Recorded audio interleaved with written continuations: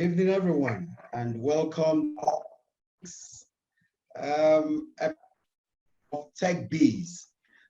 Tech Biz you by a center hub located in Nigeria, 50 Awolowo Road. Biz happens to be one of platforms in which we seek empower and players in the ecosystem. Eco Innovations on its overall mandate to help organizations bridge innovation and technology of their operations to get or to commercialize. So our mandate from concept to vision. Good evening and welcome. My name remains Victor. I'm the founder of Eco Innovation Center. I'm excited to be bringing this week's edition of Tech Biz. In this, we're lucky to have more. Is our 52nd Biz, which means every Thursday, past 1 year, we have been bringing to our across all the platforms, and we're that every time that we have come, John, we find quite a number of us waiting patiently on the platform, trying to be a part of. Excited that you're part of what, and we appreciate all of us in the last 50 for the value they have brought, for the passion, for what they've shared, educated us about valuations, to fundraising, to intellectual properties and IP registration, to communication, to app development. I'm talking about data for decision making, which to human resource management. We have all sessions we've had in the last episodes, and we're glad that that will be speaking with us on the 50th, 1 full year on inter of bringing Tech Biz to us. Hello, everyone. So basically, this is a presentation on legal structures to establish, to attract investors and penetrate the global market. So we're going to start with the structures for attracting investors, and then we'll move to penetrating the global markets. So basically, why do you need investors? To start a business, to grow your business, maybe to diversify, to introduce different brands, to open branches in your state or outside the state, or for global reach, or even for competitive advantage, probably to grow the business, to be more competitive and to be bigger. So basically, a lot of businesses need investors to grow and achieve, the desire of the founders and the members. Now, in investing, in receiving investment, we are talking about here private equity, because the investors that we are focusing on are investors that invest in private companies. Public companies are the only companies that can source for funding from the general public, like a lot of banks do, and oil companies, they source for funding and just say, oh, there's subscription, there's shares available, come and buy shares, and then you own a portion of the company. But then where a limited liability company is raising funds, that is private equity. Now, what is private equity? It's basically provision of equity capital by financial investors to companies with high growth potential. Now, there are so many companies with high growth potential. Now, there are fintech companies, not the usual tech companies, agricultural companies, entertainment companies. There's so many businesses that have a high growth potential. Most investors are interested in businesses that have a high growth potential because they want to be able to plan and say, okay, at this point, I will have made this money, I will have made this much. Okay, in about 5 to 10 years, I should be able to exit from this with a certain amount of percentage.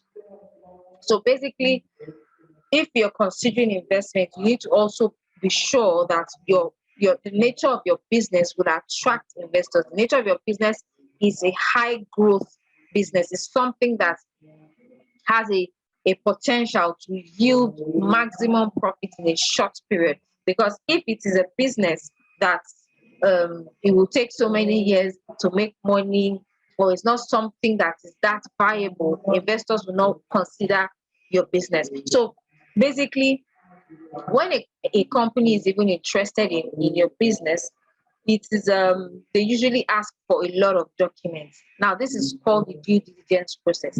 These documents, the documents they request for are things that have to do with your corporate information, budget forecast, intellectual property portfolio, all your assets, litigation, tax filings, and so many other things. Now, the process of due diligence is a very long, it can be a long one, you know. So, for companies that are receiving funding, it's important that before you even start speaking with an investor, to speak with your professional advisors, your lawyers, your accountants, your auditors to prepare you for due diligence so that when the time comes, you have all your documents ready. And apart from having your documents ready, they can help you clean your clean your mess. If there are some things that shouldn't be a certain way, they can quickly advise you on how to put your books in order. Or even if it's something that cannot be corrected, there are ways to present a situation such that it doesn't totally look like a bad idea to an investor. Now, what's the process of receiving funding? First of all, it starts with, of course, there are preliminary talks when you first meet the investor, or maybe when you've sent letters or met them at a networking event or something. You have the preliminary talks.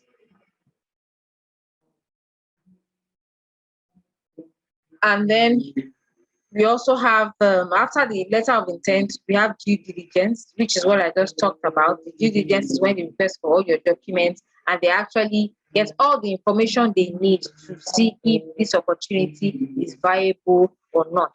And then after that, there's the term sheet. The term sheet is the main document that has the agreement of all the terms that you guys are going to be moving into as you're discussing the terms of the investment. It has a lot of important clauses and terms that you need. It's not something you want to do on your own.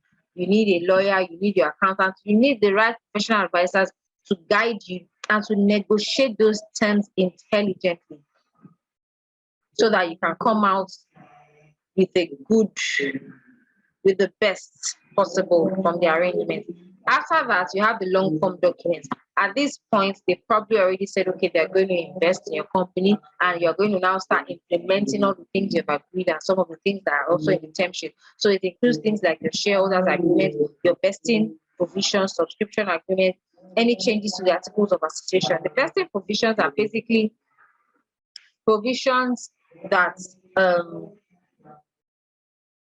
provisions that are basically like, okay, I think this is the point at which the shares will vest. So, for example, there's usually a cliff period, maybe like a year, and then after 1 year, you say, okay, in 2 years, this certain percentage will vest. In 3 years, this certain percentage will vest, and all that.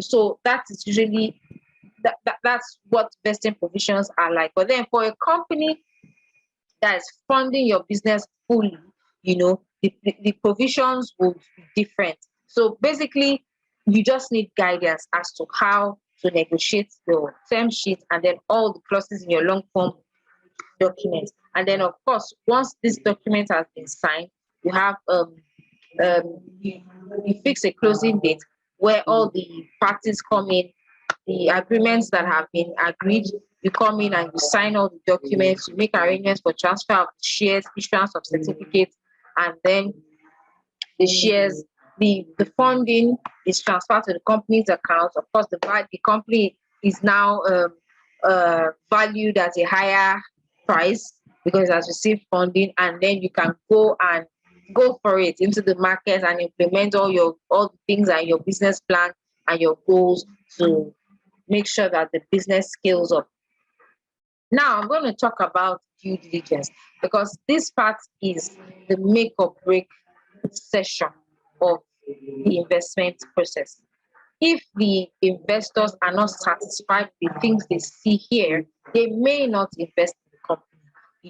However, if the business has a high growth potential, the dynamics can change in any way. But then for you to attract investors and retain them, that is, make sure that from the beginning to the end they are there and you receive funding, you should make sure that you are prepared for due diligence, and even the company receiving investment should conduct their due diligence. So now I'm going to talk briefly about due diligence on the investor.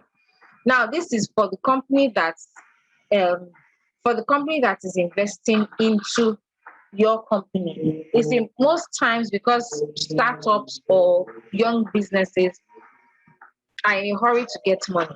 They don't take time to find out anything about the investor company, which is not good, because sometimes the information that you get about this company can also help your negotiation and also help you even determine whether they are the right investor. Not everyone willing to invest in your business is right for your business.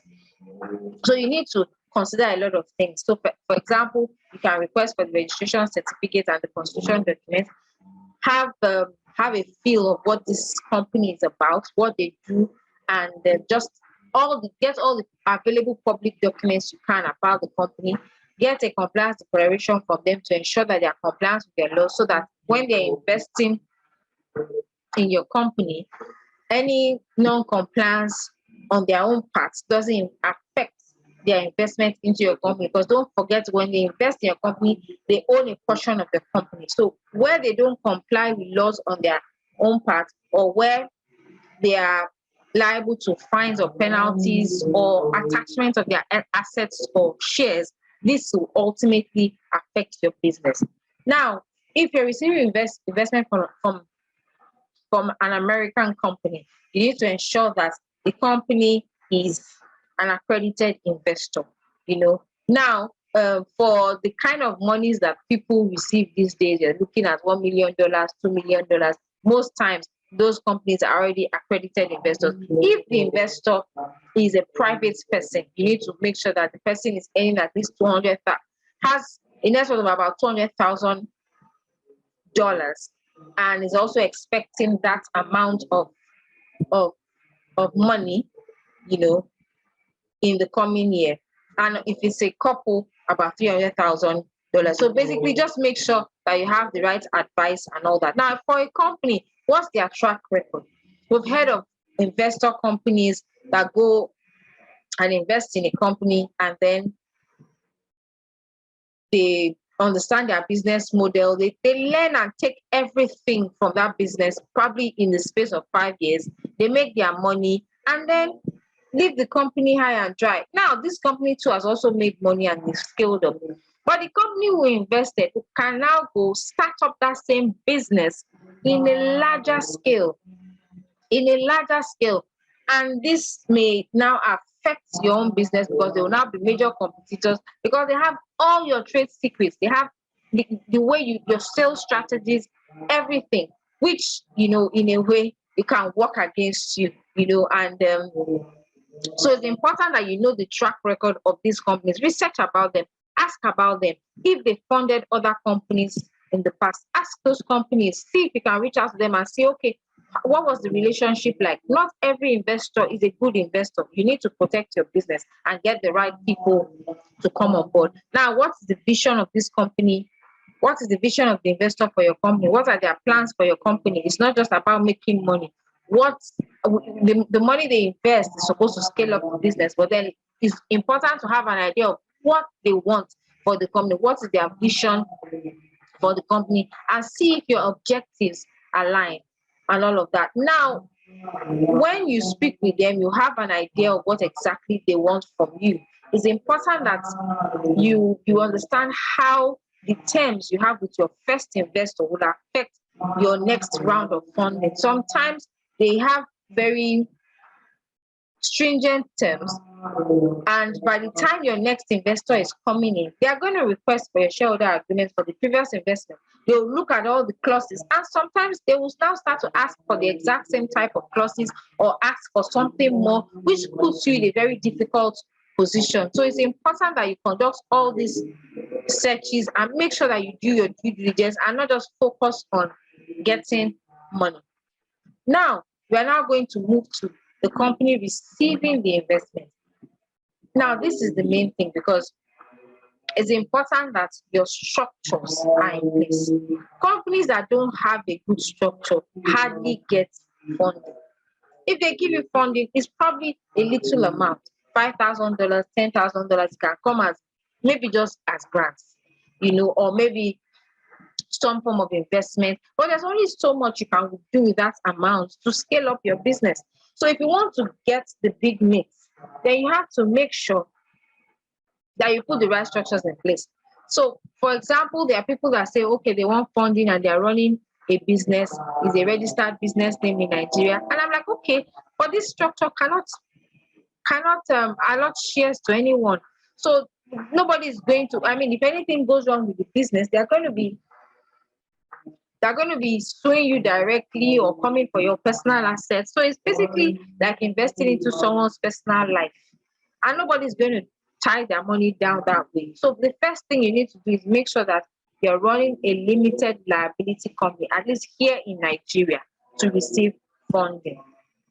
Secondly, we move to corporate governance. Now, for a lot of top companies that have crumbled today, a lot of it boils down to failure of corporate governance systems or just not having these systems in place. Now, we can't overemphasize the importance of having corporate governance structures. Small businesses usually struggle with the cost of implementing this structure or even with ensuring that they have these systems in place.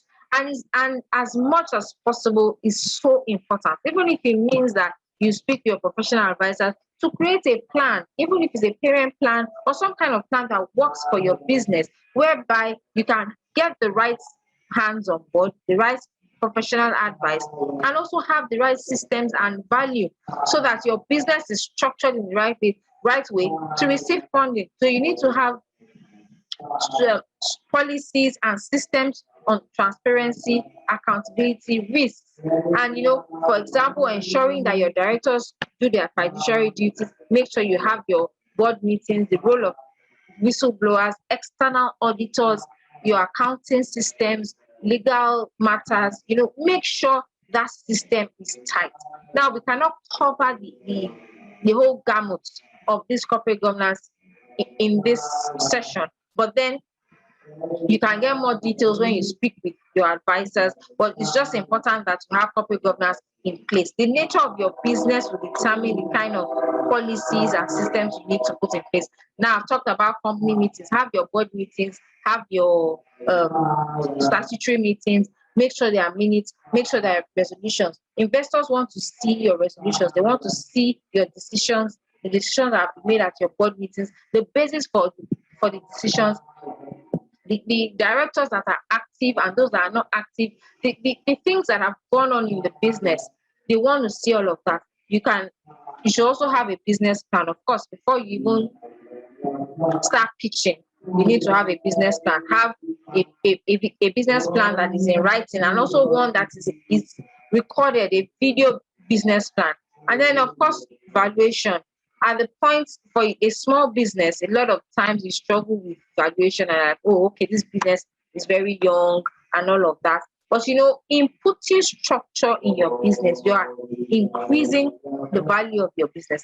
Besides, you started the business with money. So it always has a value. However, when you put all these structures in place, as the business grows, it increases in value. And having the right professional advisors will also ensure that all the information needed to appropriately value the company is available and is used to conduct expert valuation. Now, the share capitalization table. This is a table where that provides information about the ownership of the company, who owns what part of the company the person owns, the type of shares, the type of stock, whether they are preference, whether they are ordinary, and then the rights that come with those shares. It's important that this is also, you need your accountant and also your lawyers to help with this cap table. They will request for this. So all of these things are things you need to even already have in place so that once there's a valuation, you can already determine how the value of your shares, post funding. Because if your company is valued at $1 million before valuation, you have your cap table. Once there's an inflow of $20 million, you need to also figure out where you stand on that table and how it's going to affect your shares. All those things will be discussed. And so it's important you have an idea of what you're doing before you start to speak with investors. Don't just go and start speaking with investors without doing due diligence. No, speak with your professional advisors and ensure that your due diligence is already right on track. Prepare for it before you start speaking with investors. Now, for contracts, I will talk about, now, when I say validity test, I don't mean that there are one or there are 10 things that will determine whether a contract is valid. There are a lot of things that can invalidate a contract. A lot of times, because startups are trying to save costs, they are their own accountants, they are their own lawyers, they are their own everything. And so they don't really get external professional advice. This is not really good. Although we understand that there's a challenge because they're just starting up and you're probably bootstrapping. It's important that you have the right people look at your agreements, because a lot of times, because there's no dispute, a lot of people maybe get away with something. But when there's a dispute and your document is presented to a judge, an arbitration tribunal, or any dispute resolution authority, some clauses in your agreement can be struck off. And once that clause is struck off, you can lose money, or you can even lose the main essence of the agreement. So it's so important that you make sure that your agreements are vetted by the right people, and you stop using things like agreements that you download online that are governed by Indian laws or by French laws, and you don't even understand the basis for the clauses that they put there. A lot of times people just say, oh, is it not just English? Let's just read. Let me tell you, when you are reading an agreement, what you are seeing there is not just dictionary English. There's dictionary English and there's law English. People go to school to go and study law and understand how the law works, and then they apply it to your contract. And then you come and then you are reading a contract. You are not reading straight English. You are reading law English, because the law will interpret a particular sentence differently from the general interpretation given by the dictionary. So when you think that you know what you are reading, in actual fact, you don't actually understand what you are reading. And so the test will be when you go to court or where there's a dispute, and then you realize, but I thought this meant no. It doesn't mean that. It doesn't mean that, So basically, you need to ensure that your contracts are vetted by the right people, and you have the right professional advisors to vet your documents. So I'll just hold on a second so that I can go back.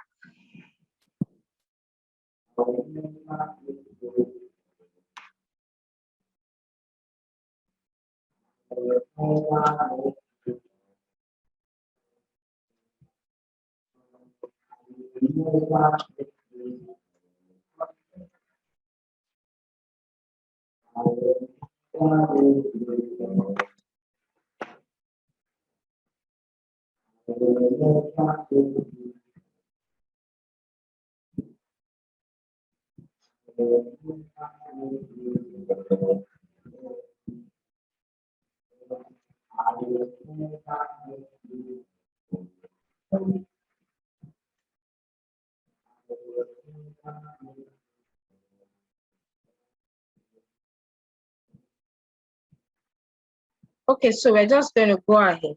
Now, so apart from the validity test, you need to also ensure that you have contracts with all your stakeholders. This includes your employees. You need to ensure that you're complying with labor laws and all the laws that govern labor relations.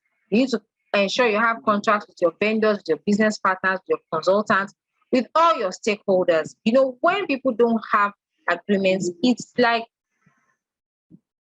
an arrogant assumption that everything is going to go well with your business or everything is going to go well with that relationship. There are always disputes. So you need to leave room for the possibility that there will be a dispute. And what happens when there's a dispute?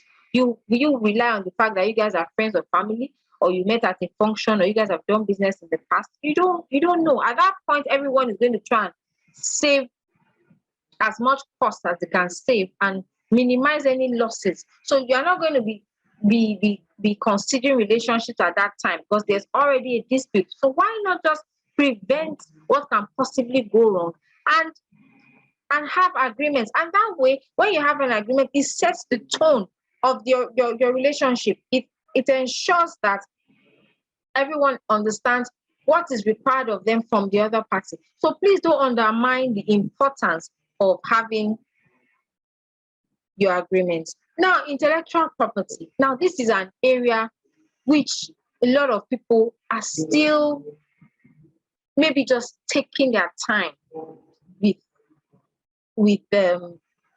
registering and protecting, because now your intellectual property, it grows as your business grows, and a lot of people are leaving money on the table because you don't even realize that your IP can be commercialized. You can make money from it. In this pandemic, there are people that just their intellectual property has been their sole source of income when the pandemic hits.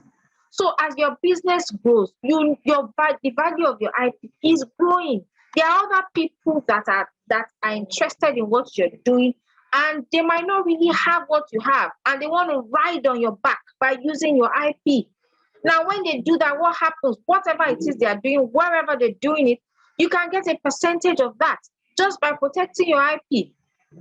You understand? So when during due diligence, it gives you the opportunity to assess your portfolio. Okay, what IP do I have? Do I have trademarks? Do I have copyrights? Do I have patents? Do I have trade secrets that I want to protect? You can assess your portfolio, and then when after assessing, you now assess the ownership.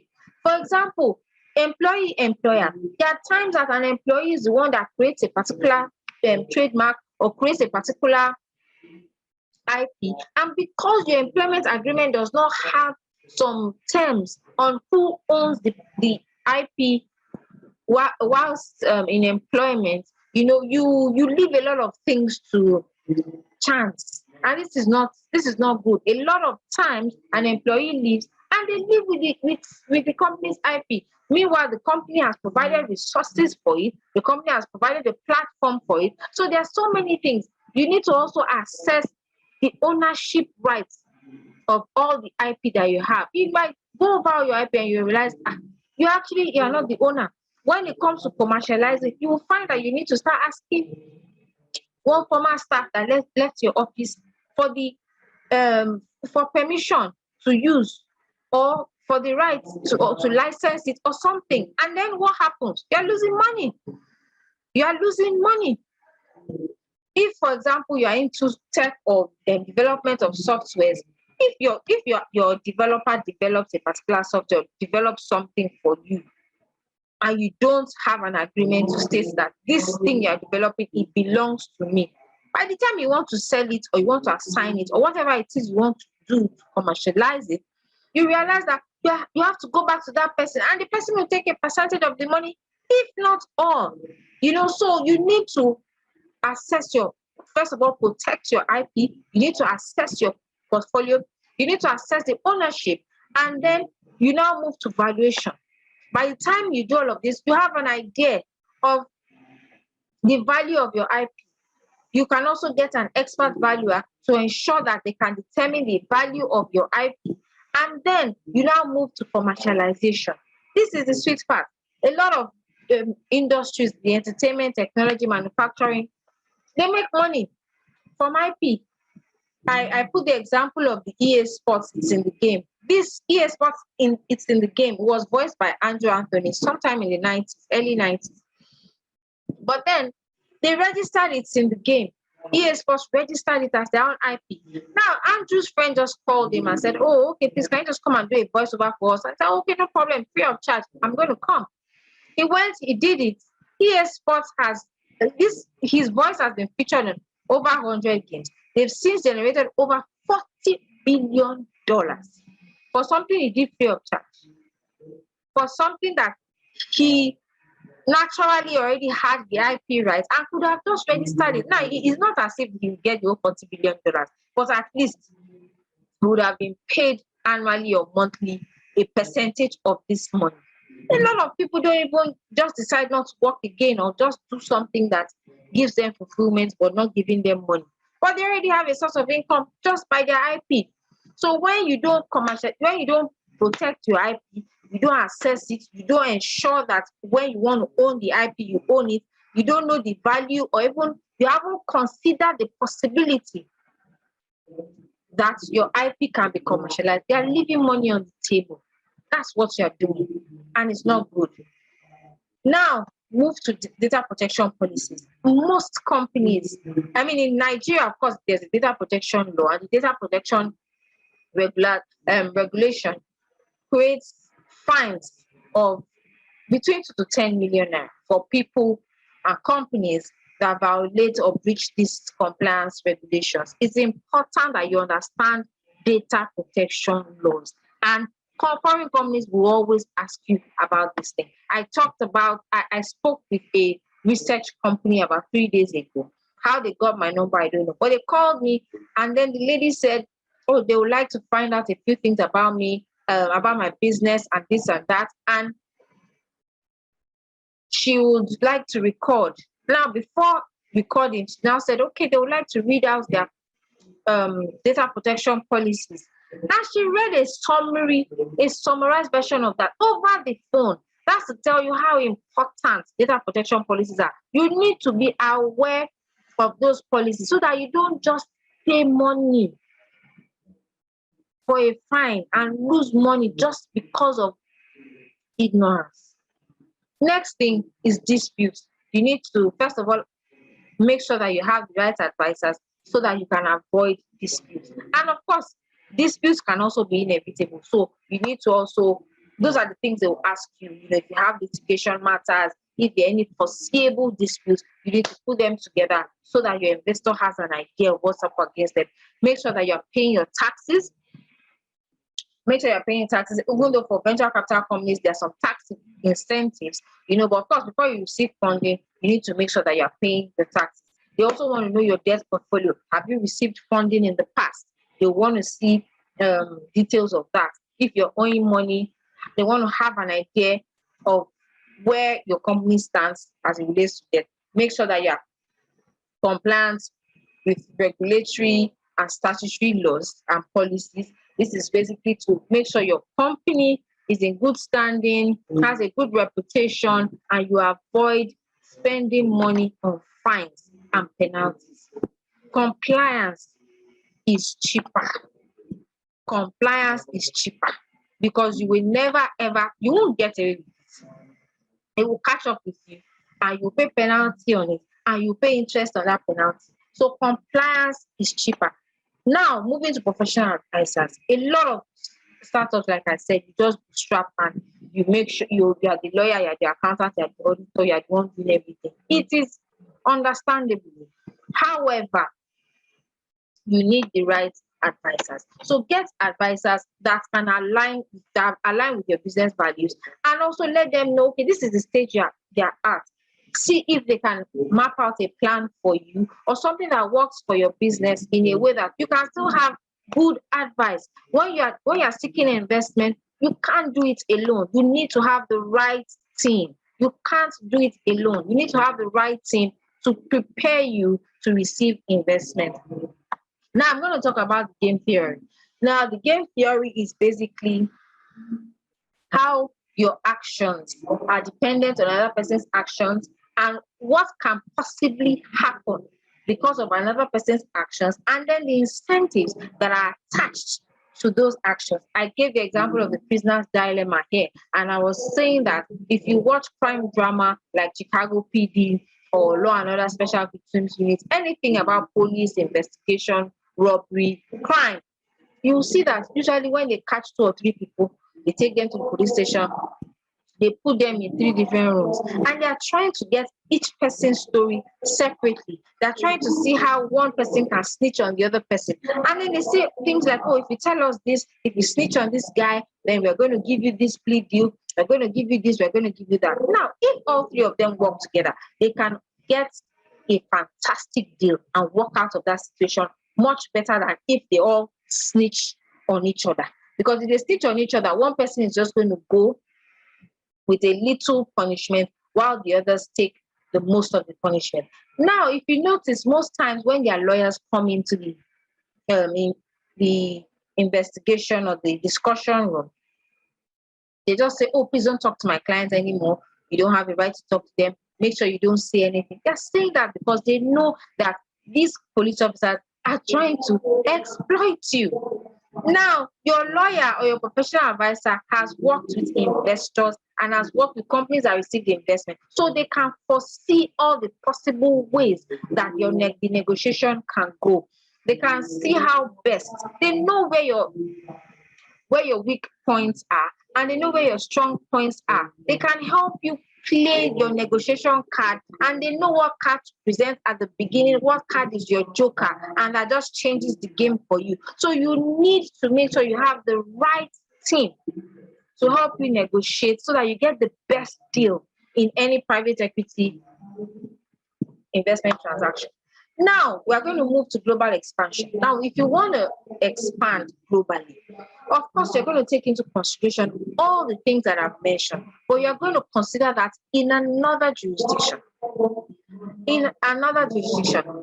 First of all, we always advise. Now, before I even go into that, I want to just guide you by saying that all the things I've listed here is just a fraction of what an investor will request from you.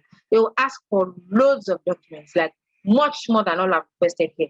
So this is just a summarized version of what that due diligence process is going to be like. So don't just take everything and say, okay, this is what, no.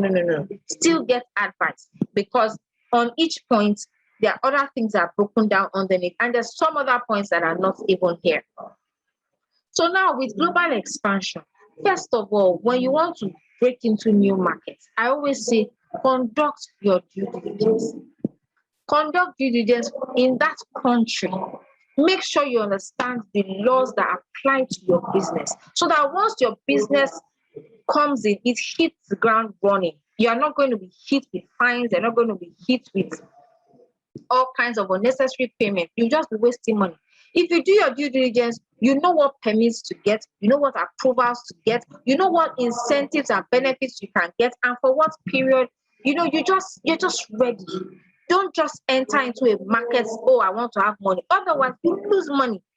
And you can lose a lot of money, and your business will suffer maybe for another year before you can recover and continue business. So global expansion, apart from the legal areas, you also need your business manager to advise on other areas of the business so that you can enter and have a seamless transition into another jurisdiction.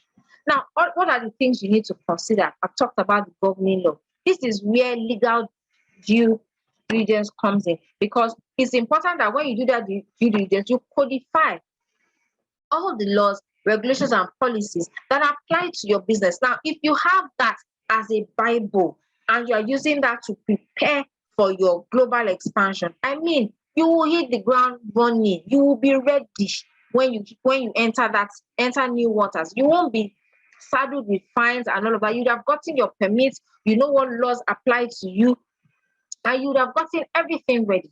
It's unwise to just say, oh, okay, I want to start a particular business and I'm going to France, I'm moving, and without doing due diligence. No. If it takes you 6 months or a year to conduct that due diligence, then do it. If it takes you money, then spend the money, because you can actually lose so much in your first 2-3 years of business just because you did not know the laws that apply to your business.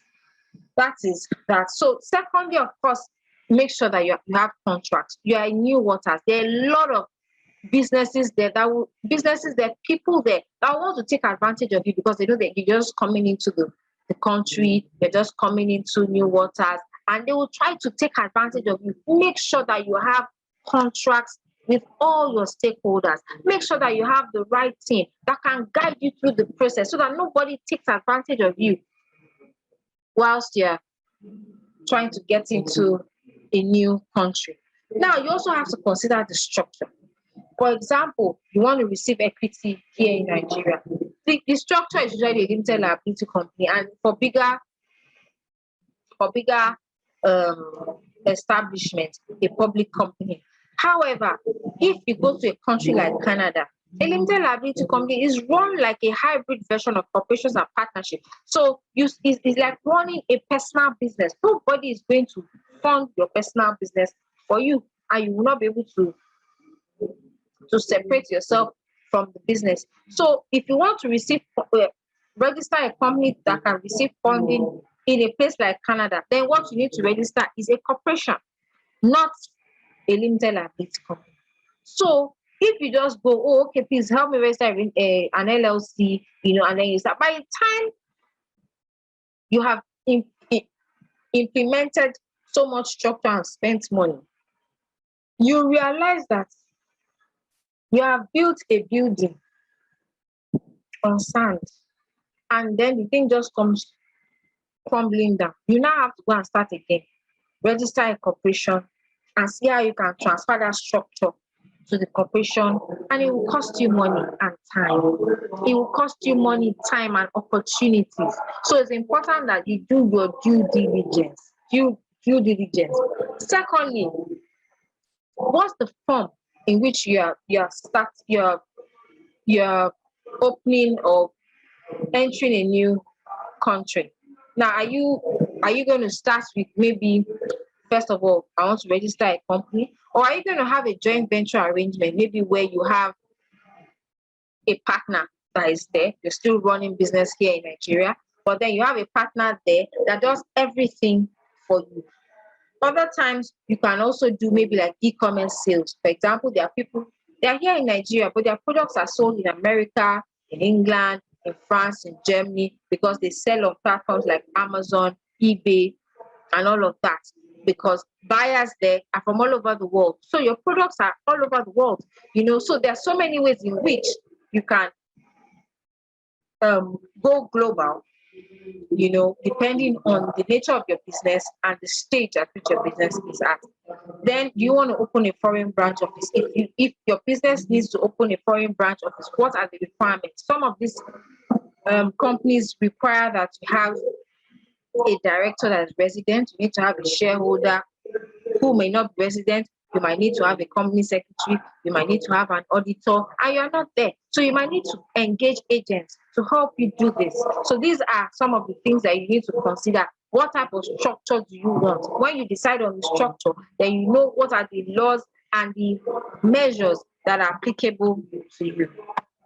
Then after that, we consider corporate governance. Now, corporate governance costs are cost. This is not even for global expansion or for anything. It's for business. The story of Aaron Arthur Anderson, it was a corporate governance issue. So wherever you are, you need to ensure that you implement corporate governance processes, putting policies that reduce risk, putting transparency policies, measures to ensure that there are checks and balances, avoid anything that has to do with conflict of interest, related party transactions. You just need to ensure that the proper measures and control is over that company, because just one or two transactions can bring the company back to the ground, or even set the company up for failure, because it now creates a bad reputation for the business, and you might lose a lot of money. So that is that. Then of course there's regulatory compliance. Regulatory compliance basically permits, licenses, approvals that you need. This is after the company has even been registered and complied with laws. You might just need a particular permit to sell a product. For example, how when you have a type of food product, you need to get NAFDAC registration, or you're selling, or it's medication, you need to have NAFDAC registration, you need to have approvals and all of that. So they also have things like that there. So when you deal with the law, then you move to regulatory compliance and also getting licenses. If your business is going to export, you also need to get an export license, and also licenses over there. If your product is like a food, then they are going to subject it to some tests over there to make sure that it's fit for consumption for the public. So you need to ensure that all of that is done. Then, of course, there are tax considerations. You need to also make sure that for tax, you have the right um, tax consultant that can advise. You don't want to enter new waters and then you're burdened with the tax penalties and all that. Pay your tax. Just pay your tax. It's easier because when they come back, they will hit you with fines. And nobody's going to look at your face. In Nigeria here, maybe you can plead or something, and it's not as even if you have reasons for not paying your tax at a certain time, or you negotiate with any regulatory body to maybe reduce your fine or something. Yeah, I mean, it's still subject to, it's their sole discretion, it's subject to their decision, and that's for here in Nigeria. You really don't know what applies otherwise. And even here in Nigeria, it doesn't mean you'll be relieved of your tax liability. You will still pay your tax. They might just consider some things for you to help you reduce the fine for paying late. And that is, and with the way the country is now, that is that's not guaranteed. So really, just pay your tax. Just pay your tax. It's easier. Now, when it comes to employment, you need to also consider employment laws over there. You can't just terminate people's employment anyhow. You can't just employ someone and not give the person an employment contract. Make sure you understand the labor laws so that you know what to put in your agreement with your employers. You know how to terminate an employer that is not doing well. You also understand the employee rights so that you can treat them well and they don't take you to court and you start paying money. So all of this still boils down to due diligence.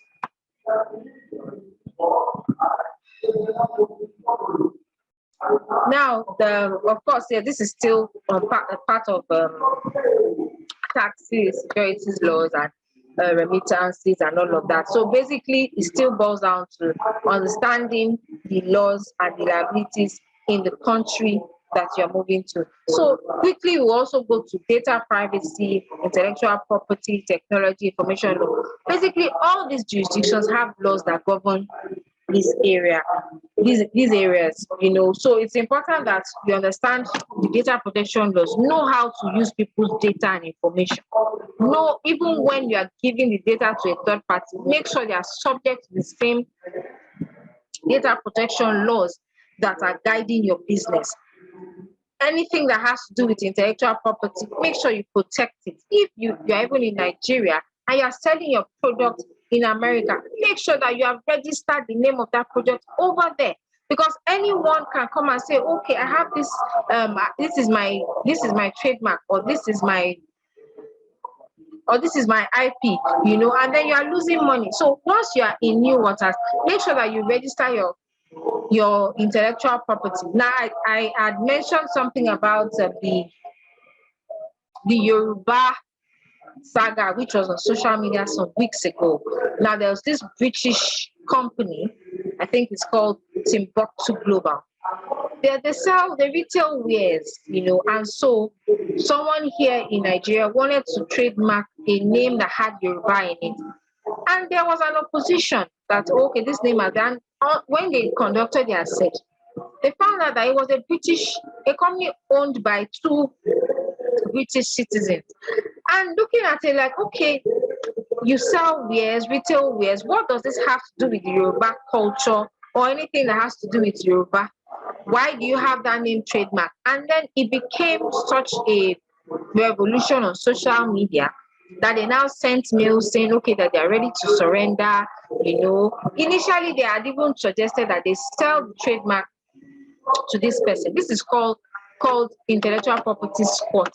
There are so many people that do this. They will just quickly go and register a name, and as the brand is building and building, they won't have registered their trademark. When it's time, they'll not say, "Oh no, we are the ones that own it." Then you will now have to pay through your nose because somebody registered the trademark for you. A lot of times, some of them will even go as far as creating products or just doing something low key, so that they can excuse the fact that, they actually legally register this name because they have a business or they had something they were doing with the name. So you still going to court to prove that it's intellectual property squatting. And sometimes you might not be lucky. You might not be lucky. You have to pay through your nose because you've built your business with that name and you need that name. So it's so important that you ensure that you register your IP in any jurisdiction that your business is. Right now, there are simplified ways of registering your IP. I mean, just with one platform, you can register your IP in so many countries. It's an expensive thing, but really, if your business is just in 2 or 3 companies, then maybe you shouldn't consider that. Just register it in each country. But if it's global, so for example, a company like Coca-Cola is probably in all countries of the world. So they cannot afford to not have their IP not registered in all countries of the world. So it really, anywhere your business is, your IP should be registered. Make sure you have data protection policies and you abide by them. You understand the laws of the land. You conduct your due diligence, and you know everything that applies to your business. I've talked about the Timbuktu Global, and then also privacy, data privacy, and basically IP. So that's the end of the presentation. I hope you've learned a lot. If there are any questions, please feel free to send a mail, visit our website, contact Eco Innovation Hub, however you see fit. I will answer all your questions. In conclusion, make sure that there are structures. Put in legal structures for your business to attract investors. Ensure you implement all those structures in a new jurisdiction if your company is going global. Conduct due diligence before you move into another territory. If it takes you 6 months or a year, conduct due diligence. Have your Bible of what applies to you and make sure that your business is following through with it. It will save you a lot of money. It will save you from reputational damage. It will help you so much. So that's the end of our presentation. I hope you've learned a lot. Thank you.